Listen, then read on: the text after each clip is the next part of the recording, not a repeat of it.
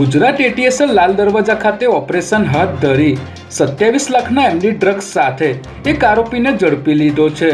જેમાં ગુજરાત એટીએસની ટીમને બાતમી મળી હતી કે લાલ દરવાજા હનુમાન ગલી ખાતે રહેતો ફરહાન નામનો યુવક એમડી ડ્રગ્સ વેચી રહ્યો છે।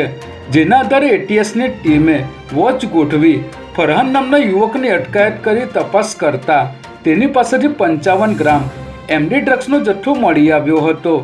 પકડાયેલ ડ્રગ્સની કિંમત 27 લાખ જેટલી થાય છે। ત્યારે ફરહાનની ધરપકડ બાદ કોટ વિસ્તારમાં એમડી ડ્રગ્સનો ધંધો કરતા મોટા માથાઓના નામ પણ આવે તેવી શક્યતાઓ જણાઈ રહી છે।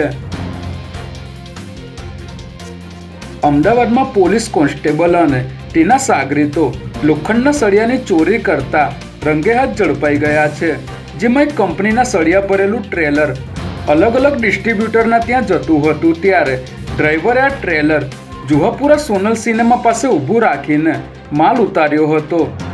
બીજી તરફ ઝોન 2 એલસીબી સ્ક્વોડમાં ફરજ બજાવતો પોલીસકર્મી તેના સાગરીતો સાથે ડાલુ લઈને આવ્યો હતો અને સળિયાનો માલ ભરી રહ્યો હતો। તે સમયે વેજલપુર પોલીસે અહીં દરોડો પાડીને પોલીસકર્મી મુસ્તુફા ખાન મલેક સહિત 5 આરોપીઓને ઝડપી લીધા હતા।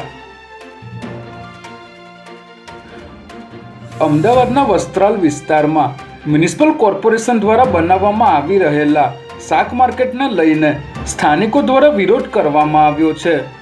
અહીં શાક માર્કેટ બને તો દૂષણ ઊભું થવાના ભયને કારણે વસ્ત્રાલ વોર્ડના ભાજપના કોર્પોરેટરોને અવારનવાર રજૂઆતો કરવા છતાં કોઈ નિરાકરણ ન આવતા ગઈકાલે રાત્રે 60થી પણ વધારે મહિલા અને પુરુષોનું ટોળું વટવાના ભાજપના ધારાસભ્ય બાબુસિંહ જાદવના ઘરે પહોંચ્યું હતું અને શાક માર્કેટ ન બનાવવાને લઈને રજૂઆતો કરી હતી। જે બાદ ધારાસભ્યએ આ મામલે કોર્પોરેટરો અને સ્થાનિક 5 લોકોને સાથે લઈ જઈને કમિશનર સમક્ષ રજૂઆત કરશે તેવી ખાતરી આપી હતી।